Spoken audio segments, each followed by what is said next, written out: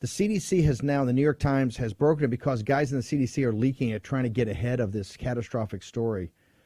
Joe Biden just extended the emergency to beyond March 1st with no end date. And but the CDC says that only a tiny fraction of the data has been released. And I guess none of the data in the 18 to 49-year-old, correct me if I'm wrong, but isn't this the reason, sir, that they're trying to take your license, as you've been hammering this and hammering this and hammering this for months and months and months, Dr. Ryan Cole? Correct you are, Steve. Under attack for simply trying to share data and truth. And this CDC situation is absolute scientific fraud. Any researcher, any scientist that withheld data would lose their grants, would lose their funding, would lose their licenses. Yet our government agency is withholding from us and obfuscating data that could clearly show that we're no longer under an emergency.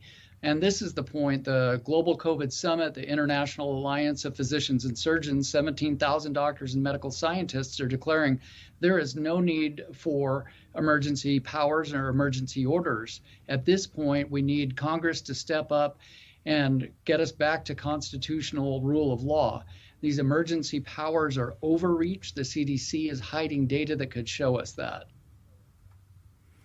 What do you recommend, Dr. Cole? We're going to go to the truckers out in Barstow. They're organizing tonight, and they're going to take off sometime tomorrow. And we're going to talk to them specifically about, because this is the reason they're coming east on this convoy. But what would you recommend our audience does? What, besides going to your site and supporting you and getting more information, what is to be done? Is this something we need not just to make a political issue, but to get Congress today to focus on this, to force the president to drop these emergency orders? Absolutely. It's the power of the people.